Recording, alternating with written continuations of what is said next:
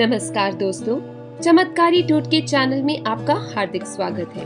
कोई भी जानकारी को बताने से पहले हम चाहते हैं कि आपने अगर हमारे चैनल चमत्कारी टोटके को सब्सक्राइब नहीं किया है तो प्लीज इसे सब्सक्राइब कर लें। दोस्तों, आज हम आपको बताने जा रहे हैं अयोध्या का इतिहास और राम जन्मभूमि का सच।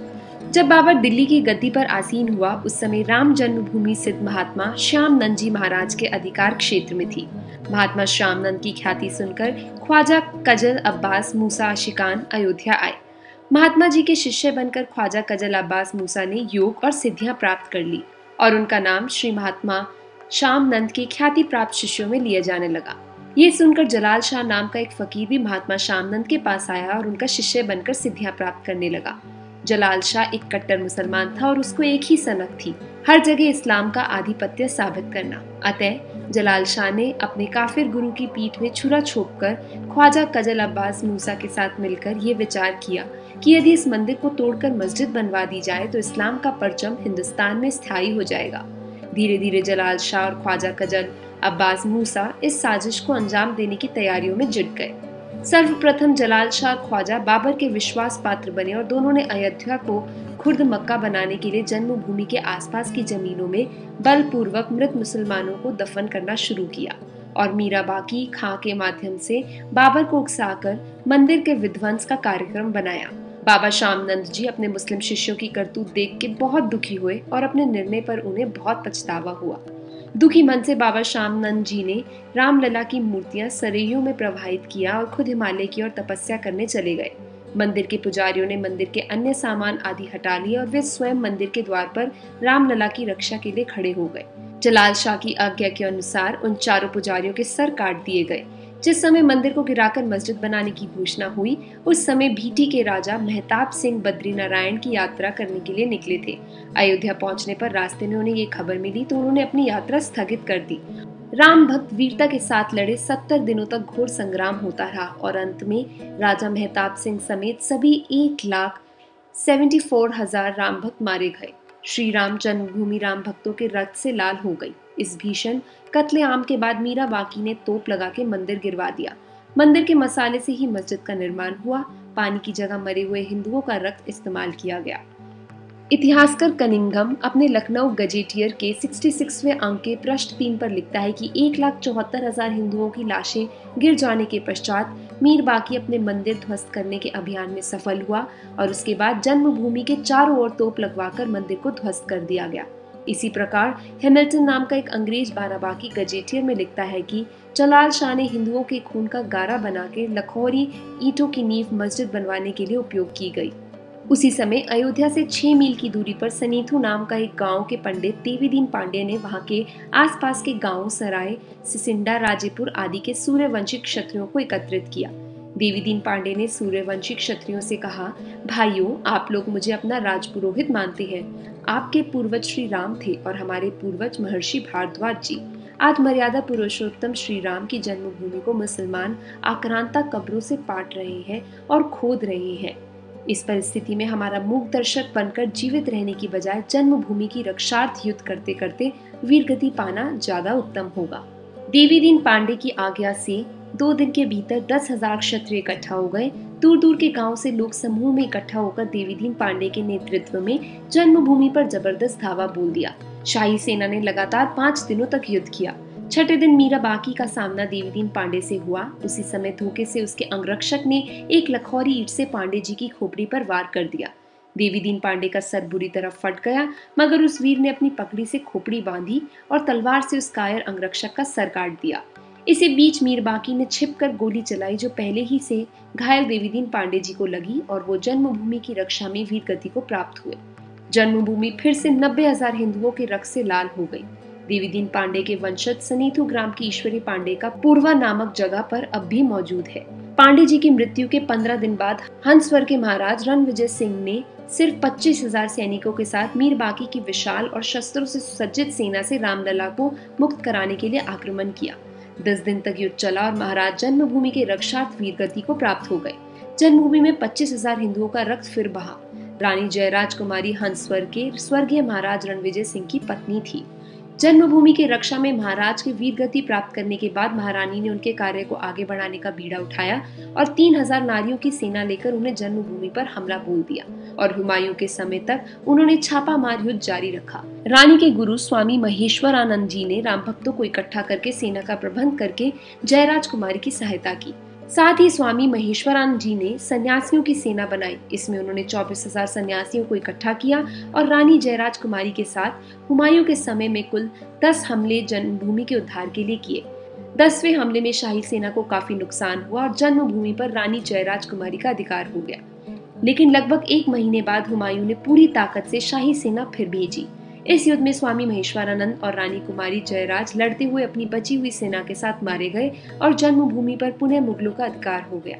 श्री राम जन्मभूमि एक बार फिर 24,000 सन्यासियों और 3,000 वीर नारियों के रक्त से लाल हो गई।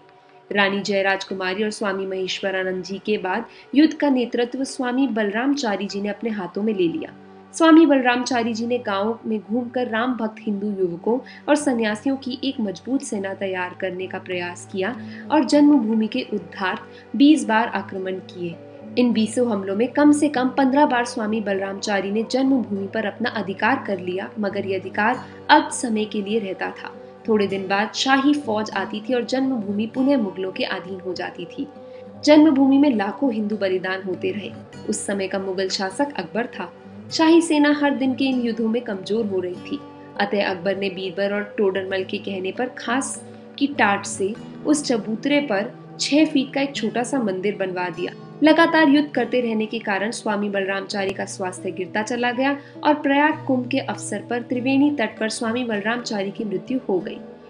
इस प्रकार बार बार के आक्रमणों और हिंदू जनमानस के रोष एवं हिंदुस्तान पर मुगलों की ढीली होती पकड़ से बचने का एक राजनीतिक प्रयास की अकबर की इस कूटनीति से कुछ दिनों के लिए जन्मभूमि में रक्त नहीं बहा।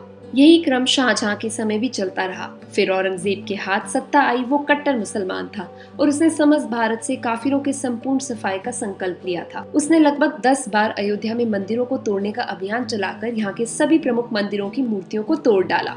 औरंगजेब के समय में समर्थ गुरु श्री रामदास जी महाराज जी के शिष्य श्री वैष्णव दास जी ने जन्मभूमि के उद्धार 30 बार आक्रमण किए। इन आक्रमणों में अयोध्या के आसपास के गांवों के सूर्यवंशी क्षत्रियों ने पूर्ण सहयोग दिया, जिनमें सराय के ठाकुर सरदार गजराज सिंह और राजेपुर के कुंवर गोपाल सिंह तथा सिसिड्डा के ठाकुर जगदम्बा सिंह प्रमुख थे।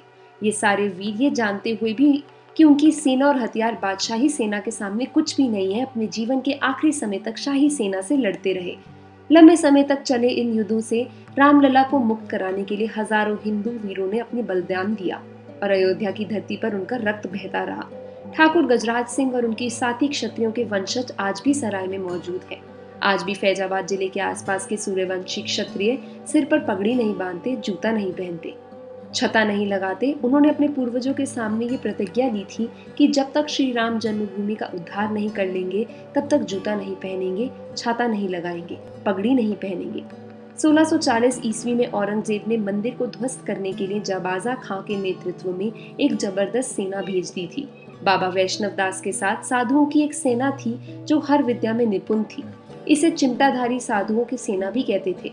जब जन्मभूमि पर जाबाज खां ने आक्रमण किया तो हिंदुओं के साथ चिमटाधारी साधुओं की सेना मिल गई और उर्वशी कुंड नामक जगह पर जाबाज खां ने सेना से 7 दिनों तक भीषण युद्ध किया। चिमटाधारी साधुओं के चिमटे के मार से मुगलों की सेना भाग खड़ी हुई। इस प्रकार चबूतरे पर स्थित मंदिर की रक्षा हो गई। जाबाज खां की पराजित सेना को देखकर औरंगजेब बहुत क्रोधित हुआ और उसने जाबाज खां को हटाकर एक अन्य सिपाह सलार सैयद हसन अली को 50,000 सैनिकों की सेना और तोपखाने के साथ अयोध्या की ओर भेजा और साथ में ये आदेश दिया कि अब की बार जन्मभूमि को बर्बाद करके वापस आना है। यह समय सन 1680 का था। बाबा वैष्णव दास ने सिखों के गुरु गोविंद सिंह से युद्ध में सहयोग के लिए पत्र के माध्यम संदेश भेजा। पत्र पाकर गुरु गोविंद सिंह सेना समेत तत्काल अयोध्या आ गए और ब्रह्मकुंड पर अपना डेरा डाला। ब्रह्मकुंड वही जगह जहां आजकल गुरु गोविंद सिंह की स्मृति में सिखों का गुरुद्वारा बना हुआ है। बाबा वैष्णव दास एवं सिखों के गुरु गोविंद सिंह रामलला की रक्षा हेतु एक साथ रणभूमि में कूद पड़े। इन वीरों के सुनियोजित हमलों से मुगलों की सेना के पांव उखड़ गए। सैयद हसन अली भी युद्ध में मारा गया। औरंगजेब हिंदुओं की इस प्रतिक्रिया से स्तब्ध रह गया और इस युद्ध के बाद 4 साल तक उसने अयोध्या पर हमला करने की हिम्मत नहीं की। औरंगजेब ने सन 1664 में एक बार फिर श्री राम जन्मभूमि पर आक्रमण किया। इस भीषण हमले में शाही फौज ने लगभग 10,000 से ज्यादा हिंदुओं की हत्या कर दी, नागरिकों तक को नहीं छोड़ा। जन्मभूमि हिंदुओं के रक्त से लाल हो गई। जन्मभूमि के अंदर नवकोण के एक कंदर्प कूप नाम का कुआं था। सभी मारे गए हिंदुओं की लाशें मुगलों ने उसमें फेंककर चारों ओर चहारदीवारी उठाकर उसे घेर दिया। आज भी कंदर्प कूप गज शहीदा के नाम से प्रसिद्ध है और जन्मभूमि के पूर्वी द्वार पर स्थित है। शाही सेना ने जन्मभूमि का चबूतरा खोद डाला। बहुत दिनों तक वह चबूतरा गड्ढे के रूप में वहां स्थित था। औरंगजेब के क्रूर अत्याचारी की मारी हिंदू जनता अब इस गड्ढे पर ही श्री राम नवमी के दिन भक्ति भाव से अक्षत, पुष्प और जल चढ़ाती रहती थी। नवाब शहादत अली के समय 1763 ईस्वी में जन्मभूमि के रक्षार्थ अमेठी के राजा गुरुदत्त सिंह और पीपरपुर के राजकुमार सिंह के नेतृत्व में बाबरी ढांचे पर पुनः 5 आक्रमण किए गए, जिसमें हर बार हिंदुओं की लाशें अयोध्या में गिरती रही। लखनऊ गजेटियर में कर्नल हंट लिखता है, लगातार हिंदुओं के हमले से उबकर नवाब ने हिंदुओं और मुसलमानों को एक साथ नमाज पढ़ने और भजन करने की इजाजत दे दी, पर सच्चा मुसलमान होने के नाते उसने काफिरों को जमीन नहीं सौंपी। लखनऊ गजेटियर पृष्ठ 62 नासिरुद्दीन हैदर के समय में मगही के राजा के नेतृत्व में जन्मभूमि को पुनः अपने रूप में लाने के लिए हिंदुओं के 3 आक्रमण हुए, जिसमें बड़ी संख्या में हिंदू मारे गए, परंतु तीसरे आक्रमण में डटकर नवाबी सेना का सामना हुआ। 8वें दिन हिंदुओं की शक्ति क्षीण होने लगी। जन्मभूमि के मैदान में हिंदुओं और मुसलमानों की लाशों का ढेर लग गया। इस संग्राम में भीती, हसवर, मकरही, खजूरहट, दियारा, अमेठी के राजा गुरुदत्त सिंह आदि सम्मिलित थे। हारती हुई हिंदू सेना के साथ वीर चुंटाधारी साधुओं की सेना आ मिली और इस युद्ध में शाही सेना के चिथड़े उड़ गए और उसे रौंदते हुए हिंदुओं ने जन्मभूमि पर कब्जा कर लिया। मगर हर बार की तरह कुछ दिनों के बाद विशाल शाही सेना ने पुनः जन्मभूमि पर अधिकार कर लिया और हजारों हिंदुओं को मार डाला गया। जन्मभूमि में हिंदुओं का रक्त प्रवाहित होने लगा। नवाब वाजिद अली शाह के समय में पुनः हिंदुओं ने जन्मभूमि के उद्धार्थ आक्रमण किया। फैजाबाद गजेटियर में कनिंगम ने लिखा, इस संग्राम में बहुत ही भयंकर खून खराबा हुआ। 2 दिन और रात होने वाले इस भयंकर युद्ध में सैकड़ों हिंदुओं के मारे जाने के बावजूद हिंदुओं ने राम जन्मभूमि पर कब्जा कर लिया। क्रोधित हिंदुओं की भीड़ ने कब्रें तोड़ फोड़ कर बर्बाद कर डाली, मस्जिदों को मिसमार करने लगे और पूरी ताकत से मुसलमानों को मार मार कर अयोध्या से खड़ेदना शुरू किया। मगर हिंदू भीड़ ने मुसलमान स्त्रियों और बच्चों को कोई हानि नहीं पहुंचाई। अयोध्या में प्रलय मचा हुआ था। इतिहासकार कनिंगम लिखता है कि यह अयोध्या का सबसे बड़ा हिंदू मुस्लिम बलवा था। हिंदुओं ने अपना सपना पूरा किया और औरंगजेब द्वारा विध्वंस किए गए चबूतरे को फिर वापस बनाया। चबूतरे पर 3 फीट ऊंची खस की टाट से एक छोटा सा मंदिर बनवा लिया, जिसमें पुनः रामलला की स्थापना की गई। कुछ जिहादी मुल्लाओं को ये बात स्वीकार नहीं हुई और कालांतर में जन्मभूमि फिर हिंदुओं के हाथों से निकल गई। सन 1857 की क्रांति में बहादुर शाह जफर के समय में बाबा रामचरण दास ने एक मौलवी आमिर अली के साथ जन्मभूमि के उद्धार का प्रयास किया, पर 18 मार्च सन 1858 को कुबेर टिला स्थित एक इमली के पेड़ में दोनों को एक साथ अंग्रेजों ने फांसी पर लटका दिया। जब अंग्रेजों ने ये देखा कि ये पेड़ भी देशभक्तों एवं राम भक्तों के लिए एक स्मारक के रूप में विकसित हो रहा है, तब उन्होंने इस पेड़ को कटवाकर इस आखिरी निशानी को भी मिटा दिया। इस प्रकार अंग्रेजों की कुटिल नीति के कारण राम जन्मभूमि के उद्धार का यह एकमात्र प्रयास विफल हो गया। अंतिम बलिदान 30 अक्टूबर 1990 को हजारों राम भक्तों ने वोट बैंक के लालची मुलायम सिंह यादव के द्वारा खड़ी की गई अनेक बाधाओं को पार कर अयोध्या में प्रवेश किया और विवादित ढांचे के ऊपर भगवा ध्वज फहरा दिया। लेकिन 2 नवंबर 1990 को मुख्यमंत्री मुलायम सिंह यादव ने कार सेवकों पर गोली चलाने का आदेश दिया, जिसमें सैकड़ों राम भक्तों ने अपने जीवन की आहुतियां दी। इस वीडियो के माध्यम से बताई गई सारी जानकारी इतिहास पर आधारित है। हमारा उद्देश्य समाज के किसी भी वर्ग की भावनाओं को आहत पहुंचाना नहीं है, बल्कि इतिहास की सच्चाइयों से अवगत कराना है। अगर आपको हमारी वीडियो पसंद आए तो प्लीज़ लाइक और शेयर करना ना भूलें। साथ ही साथ सब्सक्राइब ज़रूर कीजिए, क्योंकि हम इस चैनल के माध्यम से आपको ऐसे चमत्कारी टोटके बताएंगे जिनका उपयोग करके आपका जीवन सुखदायक हो जाएगा। जुड़े रहिए हमारे साथ।